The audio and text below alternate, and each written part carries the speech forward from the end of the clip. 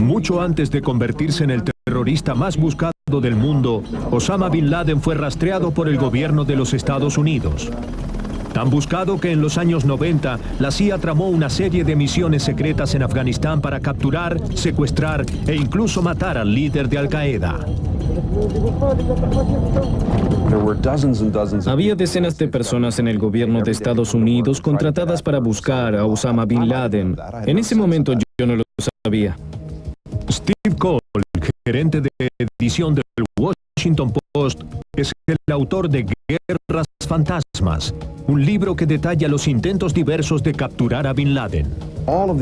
Todas las operaciones y discusiones eran tan cerradas y secretas debido al uso de información secreta de inteligencia y agentes y otros detalles operacionales que el pueblo estadounidense ignoraba por completo estas campañas. Incluso ignoraban lo asustadas que estaban muchas de las personas involucradas debido a la amenaza que Bin Laden representaba. Cuando Bin Laden captó la atención de Estados Unidos por primera vez, el foco no era la guerra antiterrorista, sino la Guerra Fría. La CIA gastaba miles de millones de dólares en secreto para armar y entrenar al Mujahideen, un grupo de guerreros islámicos destinados a expulsar a la Unión Soviética de Afganistán. Los agentes estadounidenses en el lugar comenzaron a escuchar sobre un árabe adinerado que estaba financiando al Mujahideen con millones de dólares propios. Entre 1988 y 1989 comenzaron a hablar sobre un tal Bin Laden quien les estaba dando mucho dinero a los componentes más radicales del movimiento, pero a los comandantes afganos no les importó. Uno de estos agentes es Gary Sron, quien eventualmente supervisaría la mayoría de las operaciones para capturar a Bin Laden. En los 90, Sron no tenía idea de lo peligroso que Bin Laden se volvería. Sabíamos que era importante, puesto que tenía una chequera importante y era muy generoso. Para nosotros, él aún no parecía tener ese nivel de peligrosidad. Pero Bin Laden ya había comenzado a conspirar una campaña de terror contra los Estados Unidos.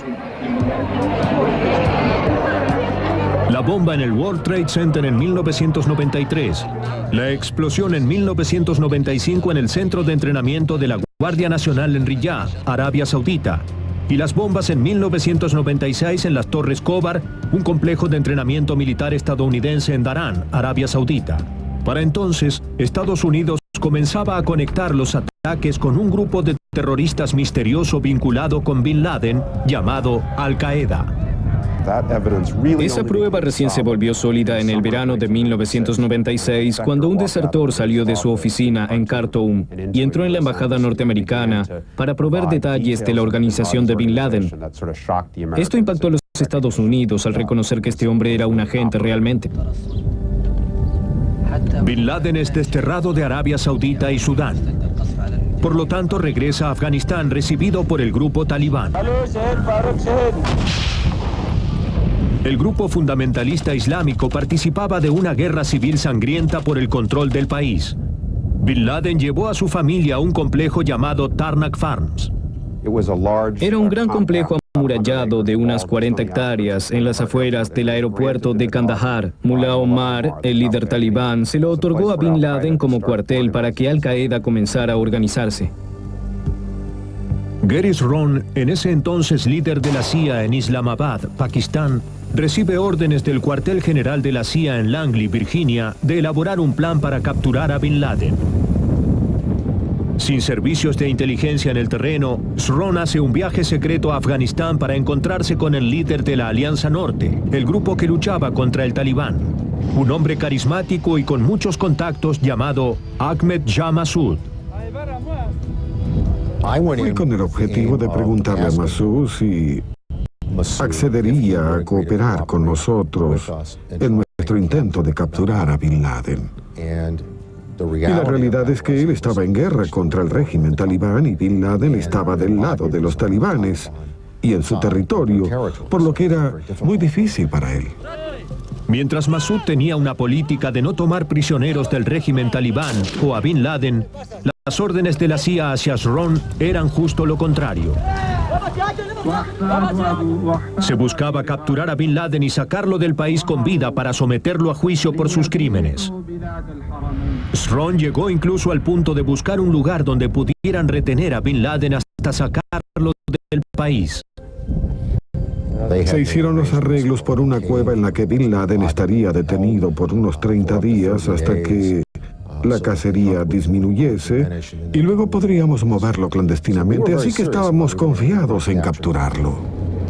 El primer plan en 1997 fue secuestrar a Bin Laden en uno de sus viajes desde o hacia Tarnak Farms. Los agentes del lugar mantenían vigilado el complejo, pero no podían predecir el momento en que Bin Laden se movería. El problema fue allí el mismo que nos acosó a través de toda la campaña en busca de Bin Laden, la información de inteligencia precisa de sus movimientos. Era un hombre discreto, se volvió más reservado desde entonces, y no teníamos a nadie dentro de su círculo interno. Se elaboró un segundo plan para hacer una redada en Tarnak Farms y capturar a Bin Laden allí. Pero la vigilancia revela que el complejo está habitado por más de 200 personas, entre ellas familias con mujeres y niños. El líder de la CIA dijo, no llevaremos este asunto hasta el presidente. Era demasiado, había muchas posibilidades de fracasar y de convertirlo en una masacre terrible. Mientras la CIA no logra acercarse a Bin Laden, John Miller logra entrevistar al líder de Al-Qaeda en mayo de 1998. Miller es testigo directo de la lealtad y devoción extrema de su círculo interno. Fue muy claro para mí, al ver las interacciones y estar en el terreno por unos días, hablando con algunos de los hombres de su círculo, hombres armados con uniformes camuflados, que todos estaban dispuestos a morir por él. Eso estaba claro. Durante la entrevista, Bin Laden no solo declaró la guerra contra Estados Unidos, Miller afirma que preparó el terreno para el próximo ataque. Ya sabía cuándo iba a dar el golpe, dónde iba a darlo y cómo iba a darlo. Eso fue esencialmente para adjudicarse el atentado con anterioridad y así ponerse en la mira de los Estados Unidos y decir, aquí estoy, soy un problema. El ataque sucedió justo 3 meses más tarde, el 7 de agosto de 1998, cuando vehículos bomba explotaron con minutos de diferencia en las embajadas norteamericanas en Kenia y Tanzania. Murieron más de 300 personas y otras 5.000 resultaron heridas. 2 semanas más tarde, el presidente Clinton ordenó disparar misiles de crucero contra Al-Qaeda en Afganistán y hacia una supuesta planta de armas químicas en Sudán. También hubo órdenes nuevas para la CIA. Pero ahora Bin Laden sabe que lo buscan.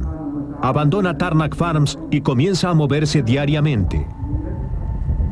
En un momento se quedó en esta casa espaciosa en las afueras de Kabul.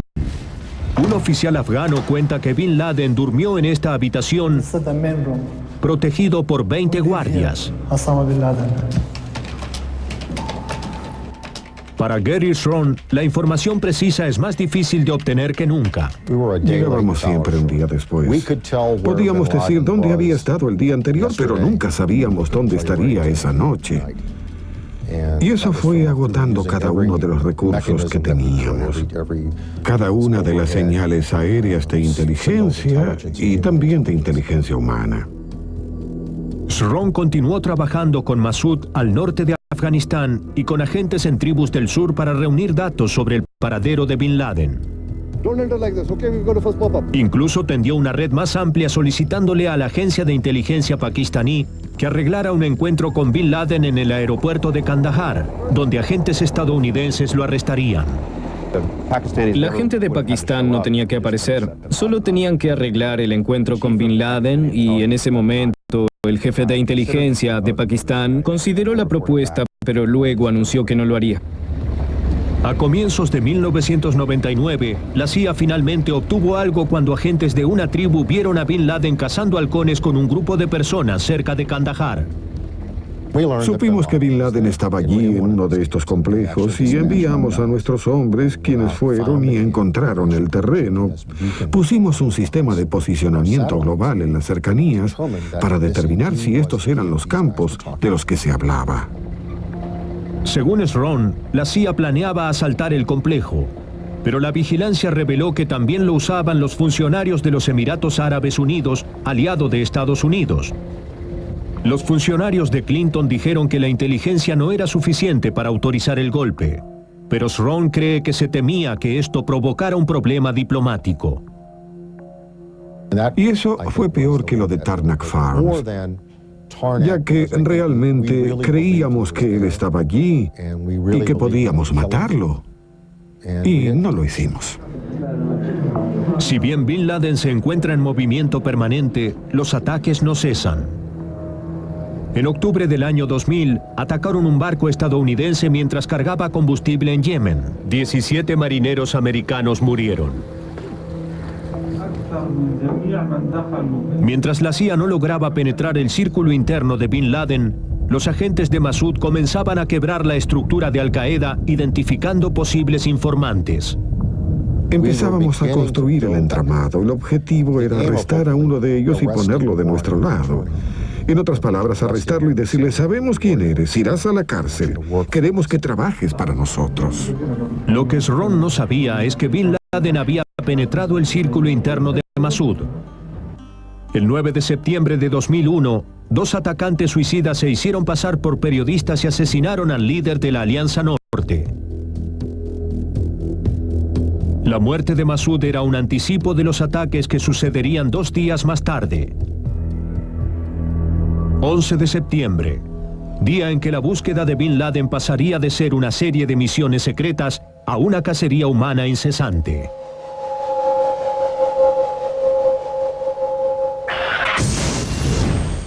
Sí, una cacería humana incesante que, por cierto, no ha dado resultado.